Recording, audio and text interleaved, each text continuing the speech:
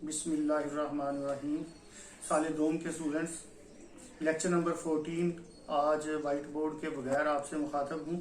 मनाक़िब उमर बिन अब्दुल अजीज़ रज़ी अल्लाह अन्हु, अल्लामा शिबली नुमानी का जो सबक हमारा है उसका दूसरा पैराग्राफ जो है उसका आगाज़ हो रहा है। आप अपनी किताबें अपने पास रखा करें, जब लेक्चर सुने तो आप देखें। मैं सफ़ा नंबर आपको बता दूंगा। सफ़ा नंबर 1 है, पैराग्राफ नंबर 2 है। एक दिन उमर बिन अब्दुल अजीज़ रज़ी अल्लाह अन्हु मसनद खिलाफत पर मुतमक्कन थे, यानी दरबार लगा हुआ था और आप अपने तख्त पर जलवा अफरोज थे, बैठे हुए थे। एक ईसाई ने जो हिम्स का रहने वाला था, एक ईसाई मज़हब से तल्लुक़ रखने वाला एक आदमी जो शाम के शहर हिम्स का रहायशी था, वो दरबार में हाजिर हुआ। ये शाम का शहर हिम्स आज के दौर में भी बड़ा अहम है, ख़ास तौर पे जब से बशार अल असद के ख़िलाफ़ जो है, जो हाफिज असद का बेटा साहब का उनका जो हुक्मरान था और अब बशार अल असद है, उनके ख़िलाफ़ जो बगावत वहाँ पे हो रही है, जिसको अमेरिका और इसराइल वगैरह हवा दे रहे हैं, तो हिम्स जो है यहाँ पर भी बहुत ज़्यादा जो है वो कत्ल व गारतगरी हुई है और बहुत सारे लोग जो हैं वो हिम्स को छोड़कर चले गए हैं। खालिद बिन वलीद का मस्कन भी रहा है ये आखिरी उनके वक्त में। दरबार में आकर ये शिकायत की कि खलीफा वलीद बिन अब्दुल मलिक के बेटे अब्बास ने मेरी ज़मीन पर ज़बरदस्ती कब्जा कर लिया है। हिम्स के रहने वाले ईसाई ने हज़रत उमर बिन अब्दुल अजीज़ रज़ी अल्लाह अन्हु के दरबार में आकर ये फरियाद की है और ये इल्ज़ाम आयद किया कि छठे उमवी हुक्मरान खलीफा वलीद बिन अब्दुल मलिक बिन मरवान बिन हकम, उसके बेटे अब्बास ने मेरी ज़मीन पर ज़बरदस्ती नजायज़ कब्जा किया हुआ है। मेरी ज़मीन हथियाली है, ये ज़मीन मुझे वापस दिलाई जाए, मुझे इंसाफ दिया जाए।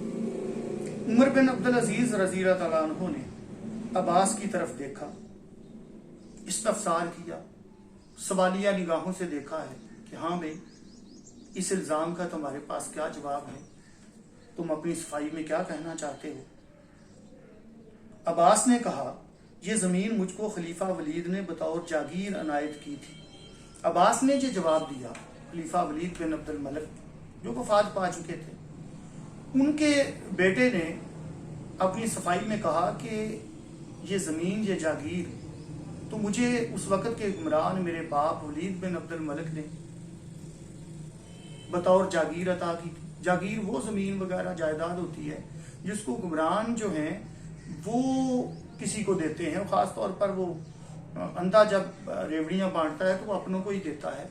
तो इस तरह से उन्होंने अपने ही ख़ानदान में जो है वो इस जागीर को, ज़मीनों को लोगों से हथिया के आम लोगों की ज़मीनों को जागीर के तौर पे अपने ख़ानदान में बांटना शुरू कर दिया था। और ये बहुत बड़ी बुराई थी जो खुलफाए राशिदीन के बाद जब खिलाफत बनु उमैया का आगाज़ हुआ तो उसमें ये धारा आई। चनाचे उसकी तहरीरी सनद मेरे पास मौजूद है, मेरे पास उसका तहरीरी सबूत, मलकियत के कागजात मौजूद हैं। मेरे बाप ने जब ये ज़मीन मुझे इनायत की है तो मुझे उसका मालिक बनाया है और वो मेरे पास उसके सर्टिफिकेट, उसकी असनाद, उसका तहरीरी सबूत मौजूद है, मैं दिखा सकता हूँ। उमर बिन अब्दुल अजीज़ ने ईसाई की तरफ मुखातब होकर कहा, तुम क्या जवाब देते हो। अब्बास तो कह रहा है कि मेरे पास इसका सबूत है और मुझे बाप ने जो है वो इस जागीर को मुझे दिया है और ये नाजायज़ मैंने कब्जा नहीं किया।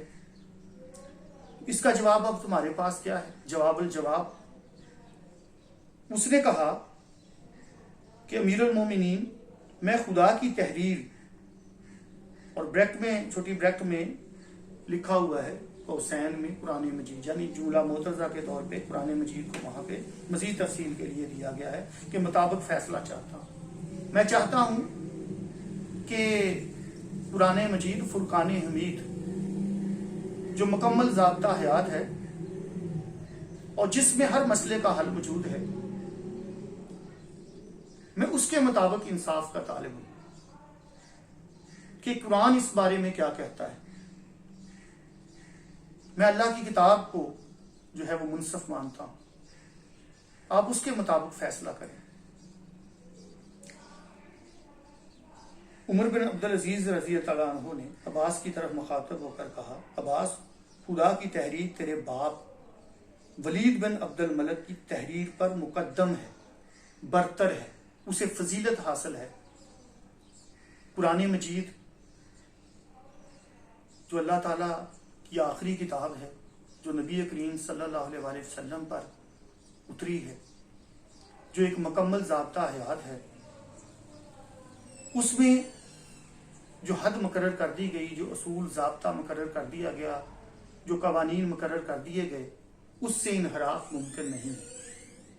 کوئی عدالت، کوئی انسان، حتیٰ کہ نبی محترم حضرت محمد مصطفیٰ صلی اللہ علیہ وسلم بھی قرآن مجید کے واضح احکامات کو نظر انداز کر کے کوئی اپنا حکم صادر نہیں کر سکتے۔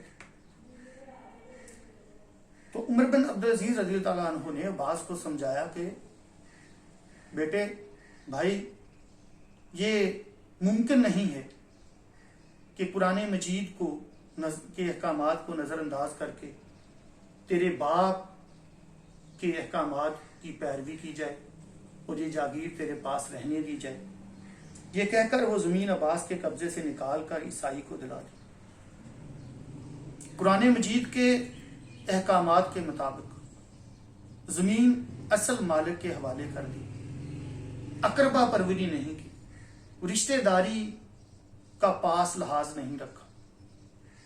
ایک حکمران جو ہے، جس کو اللہ تعالیٰ جو ہے وہ نیابت الہی کے منصب پہ فائز کرتا ہے، اپنا نائب بناتا ہے زمین پر، اس کا یہ فرض منصبی ہے کہ وہ انصاف کے تقاضوں کے راستے میں کسی رشتے کو، کسی ناطے کو، کسی خوف کو آڑے نہ آنے دے۔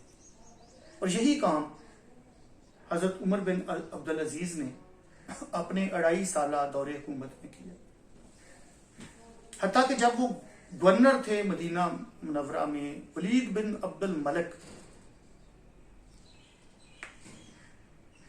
نے حضرت عبداللہ بن زبیر کے بیٹے حضرت خبیب کو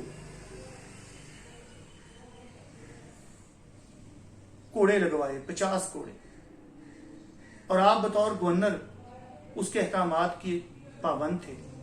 بعدل نخواستہ آپ کو یہ کام کرنا پڑا، لیکن اس کے بعد آپ نے استعفیٰ دے دیا۔ آپ مزید ظلم کے ساتھ نہیں چلے، اور آپ کہا کرتے تھے کہ اگر دنیا کے ساری قومیں، سارے خاندان جو حکمرانی سے وابستہ ہیں، اپنی اپنی خباستیں اکٹھی کر لیں تو ہمارے پورے دور حکومت کی ایک خباست، ایک برائی، حجاج بن یوسف، ان پر بھاری پڑے گی۔ آپ نے ساری زندگی اپنے جتنا بھی دور حکومت ان کو نصیب ہوا، بہت تھوڑا ملا، 2.5 سال، اور ان کو زہر دے کے شہید کر دیا گیا۔ خاندان دشمن بن گیا تھا اسی وجہ سے کہ انہوں نے جاگیریں جو ہیں وہ واپس کی۔ اپنے بھی خفا مجھ سے ہیں، بیگانے بھی نہ خوش، میں زہر ہلاہل کو کبھی کہہ نہ سکا کند۔ اور اقبال نے جو ایک جگہ اور فرمایا ہے، آئین جواں مرداں حق گوئی و بے باکی، آئین جواں مرداں حق گوئی و بے باکی، اللہ کے شعروں کو آتی نہیں روباہی۔ تو اس کی ایک مثال تھی حضرت عمر بن عبدالعزیز رضی اللہ عنہ۔ اسی وجہ سے ان کو 5واں خلیفہ راشد قرار دیا گیا۔ اور اگر دور خلافت بنو امیہ کی بات کریں جو 92 یا 93 ایئرز پر محیط ہے، 92-93 سال، تو اس کی جو سب سے نمایاں خوبی ہے، ایک اگر کہا جائے کہ بڑی خوبی تلاش کریں تو یہ دور حکومت ہے جو خلفائے راشدین کے اور نبی محترم حضرت محمد مصطفیٰ صلی اللہ علیہ وآلہ وسلم کے دور حکومت کے عین مطابق رہا۔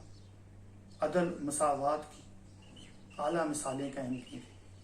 تو آج یہ چھوٹا سا لیکچر جو وائٹ بورڈ کے بغیر میں نے آپ تک پہنچانے کی کوشش کی ہے، طلباء سے درخواست ہے کہ وہ اپنی کتابیں اپنے پاس رکھا کریں، اور جو پیراگراف جس کی میں بات کر رہا ہوتا ہوں، تشریح کر رہا ہوتا ہوں، وضاحت کر رہا ہوتا ہوں، جو باتیں میں بتاؤں وہ نوٹ کرتے جائیں اور اپنی کتاب پہ نظر رکھیں۔ اللہ حافظ۔